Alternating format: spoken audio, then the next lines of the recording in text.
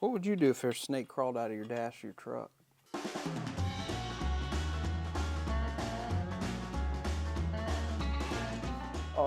Once again, I'm a little trashy. Gotta have something to do, right?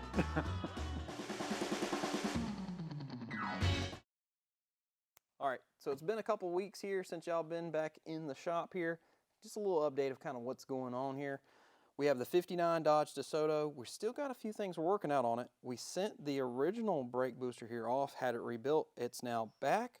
Now, the biggest reason why we're doing this, changing it, is the one that was on it here, this one was leaking all the time. So Herb had another one, we switched it out just to see if it'd work. We were able to bench test it, but the problem is this brake booster now, as you apply the brake, it actually leaks. This one was leaking whether you had the brakes on or off. So here, what we'll do real fast, start up, let you hear it so you can see what's going on, and then we're gonna go ahead and switch the other used one. We're gonna send it off, put the rebuilt one on there, so it'll be good to go. All right, so now starting it up, you'll hear it idle, there's not really any sound. But the problem is, it may be kind of hard to hear it, but there is a vacuum leak when you apply the brake. So once again, without brake, completely silent. But when you apply it, you hear a vacuum noise.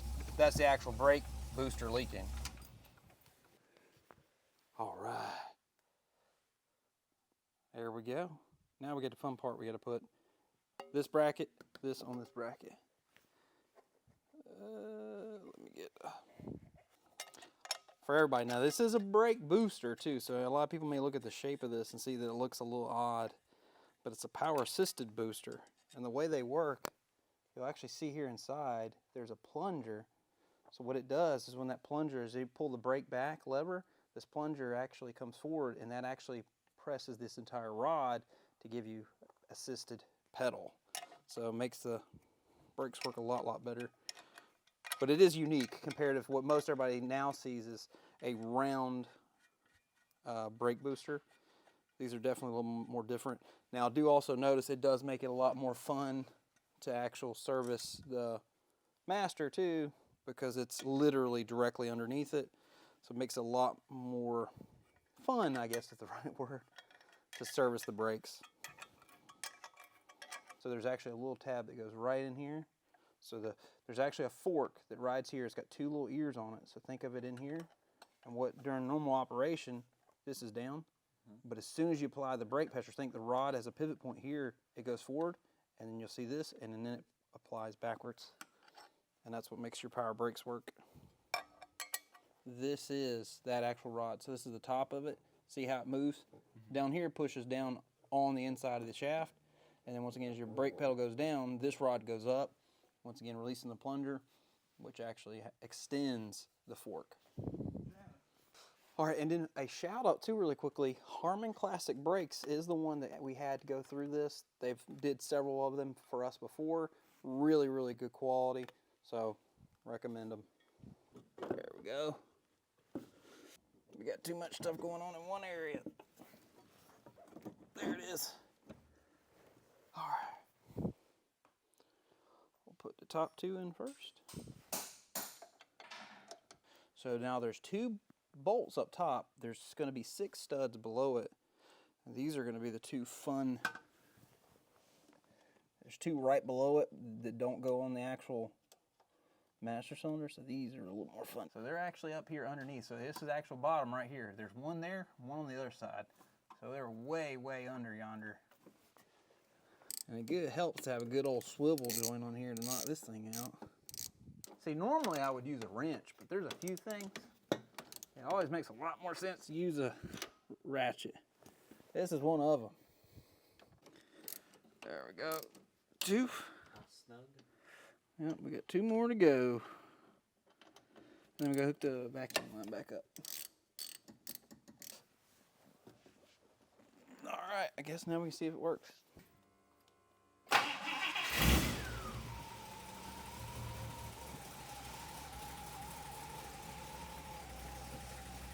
I hear nothing now.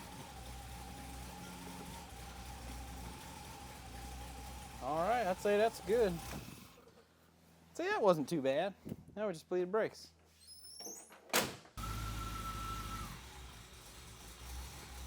All right, I'm gonna check the brake fluid real fast. Did we do the brakes on this thing? We did the back because we had to put wheel bearings in the rear end, and we had to pull all the shims out of it. I can't hear you. The shims in the rear end, that's why we had the brakes apart. The outer wheel bearings, remember it had way too much play. Yeah.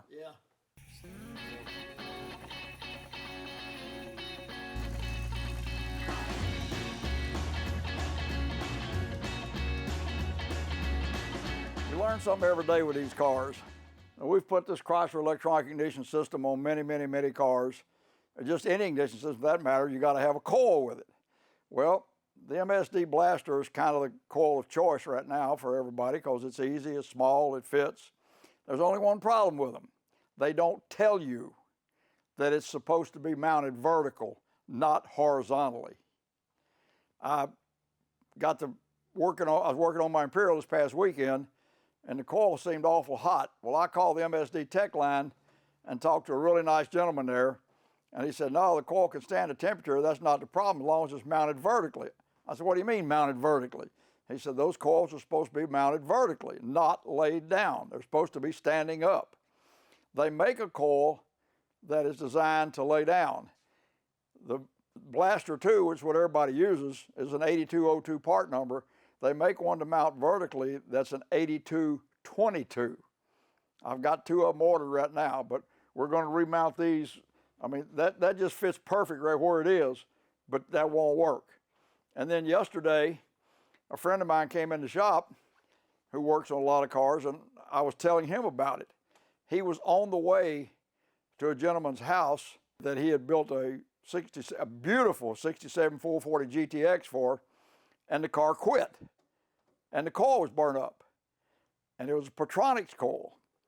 Well, Glenn called Petronics and was talking to them. They told him the same thing. That coil has to be mounted up and down, not laid down. So check what you got for a coil. If it's a Petronics, it needs to be up and down. If it's an MSD 8202, which is pretty much the standard coil everybody uses, it's got to be mounted up and down. If it doesn't, it'll burn the coil up. He says it'll burn the top right out of the coil. So we learn stuff every day with this stuff. I mean, I've been doing it a long time, but that's just something new we've run into. So now we got to go back and remount the coil on about, I don't know how many cars we got with them things mounted like that, because that's just a simple place to put it. The manifold's got a spot there for it to bolt it on, and that's just the way it is.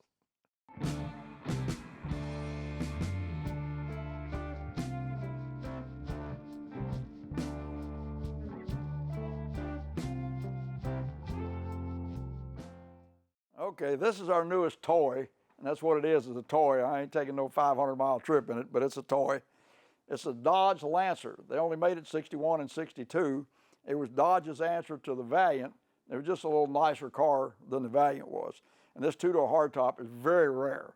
Michael found the thing somewhere last week, so we got it here. The carburetor immediately started running gasoline everywhere, so Shannon's got a kit coming for it. He'll put it in it tomorrow. I don't know for sure what this ignition is that somebody has installed on here, but it's coming off.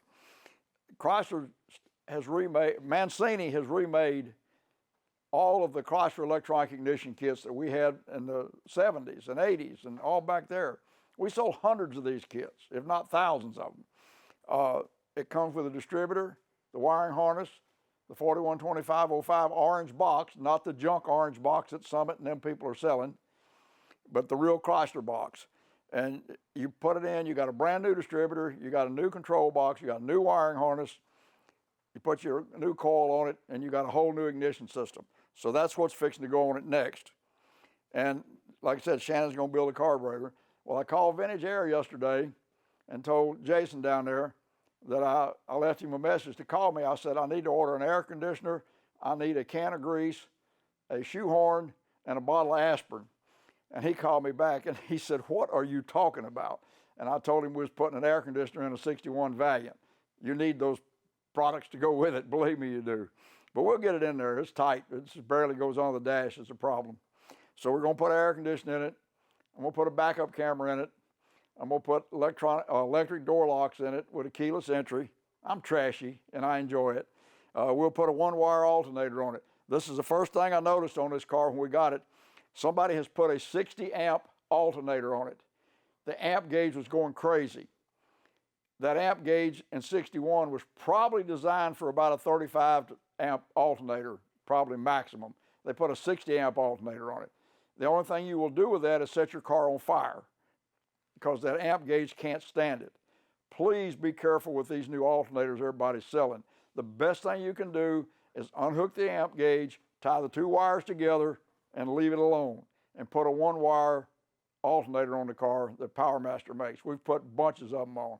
This car right over here, no, that's got no, this has got one on it. Look here. This is something called a power gen. If your car has a generator on it instead of an alternator, generators were designed when the speed limit was 50 to drive down the road. And you take them out on the highway and start running them 70, you're gonna throw the guts out of it. We've done that a couple of times. But they make it, this is an alternator that PowerMaster makes. They call it a power gen. It's a one-wire alternator. You must, I didn't say you need to, I said you must put at least a 6-gauge wire from the alternator to the power battery cable, usually where it connects to the solenoid. That's all you need. There's no voltage regulator, there's no wiring, nothing. One wire from the power gen or alternator to your starter relay where the positive side of the battery cable goes. And that takes care of everything. But that's something just please be careful with the wiring. Unhook the amp gauge. Please unhook the amp gauge. I've seen 2 or 3 cars just burn all the wiring completely out of them. And I don't know what else we'll put on this. We're gonna, once again, I'm a little trashy. My 59 Imperial has a Tesla electric brake unit on it that Rad Rides by Troy has come out with. And it's fantastic. You've never had brakes like that in your life. You touch the pedal, you have virtually no resistance, and the car just starts stopping. If you jump on it like you do your normal brake pedal, you will lock all the wheels. I know. So we're going to put an electric brake unit on this car. I think CCP is making one now. We're going to put it on there, I think. But we'll do some more on it as we're doing it. We're going to put automatic in it. It's got a 3-speed in the floor in it. And I don't know who built that shifter, but it wasn't Hurst, that's for sure. And I need to have my left knee replaced. I had the right one replaced about 2 years ago. And I drove this thing around for about 2 days. It's got a Borg & Beck 3-finger pressure plate in it, very similar to what we use in the Pro Stock cars. And this Slant 6 is not going to slip it, I can tell you that. But after I drove it for 2 days, I couldn't walk for about 3 days. So my knee's starting to get a little better now. So we're going to put an automatic transmission in it. I got an automatic for a 6-cylinder. But it's just a toy. We're going to play with it and have fun with it. So, got to have something to do, right? So there's a coil. We got some kind of, that's a GM ignition module up there that they've got wired into this thing. You'll see it, it's got 2 screws go through it. It's going to be it's either a 4 or 6 pin. There's a couple different GM ignition modules on it. But it's weird to see it all hobbled together and open to atmosphere. Normally those are inside a HEI cap, so they keeps them out of rain. Once again, probably not as good as idea as having a whole Chrysler kit, which you know is going to work. All right, so here on the table here, we're going to have the carburetor, the 2-barrel, by the way, that came off the 170 in the 61 there. So normally that car, the 170, would have been a single 4-barrel. Someone's put a 2-barrel carburetor on it. Now, part of what was going on, once again, is the carburetor was running over. As you can see, it's kind of dirty inside here. We've got a little bit of stuff falling around here, but the biggest problem when you got stuff running over is right here. This is your needle and your seat. So this is the fuel inlet, which actually goes to the bowl here. So your seat is actually going to be kind of hard to see down in here, and your rubber needle right here is what actually goes into your seat here and actually stops the flow of gas. So the problem that we're having with this one, and it may be pretty tough to see it, you're going to see there's an itsy bitsy groove all the way around on this one. But not only that, there's actually the rubber's kind of really piling up. There's little places, and anything that will cause this so it doesn't have a nice seat to it will cause the gas to run over in the actual carburetor. So that's what was happening. I was taking it out. I was going to take it around the block so we could clean the coolant system because the coolant in it's gotten pretty dirty. Pull it out, halfway up his driveway there, and next thing I know, it's pouring out black smoke. Once again, running over fuel, pull the air cleaner off. We verified that's what it was. So now we're just going to take this all apart, clean all the pieces, put some brand new pieces in it, and make sure it's going to last. Now, also, a lot of the newer seats, instead of them being rubber, a lot of them are going to be made out of materials that are alcohol resistant, which tends to make stuff last a lot longer, which the Viton type stuff. This here appears to be an upgraded accelerator pump, but this rubber on the needle and seat did not appear to be so, as you see with so much wear in it.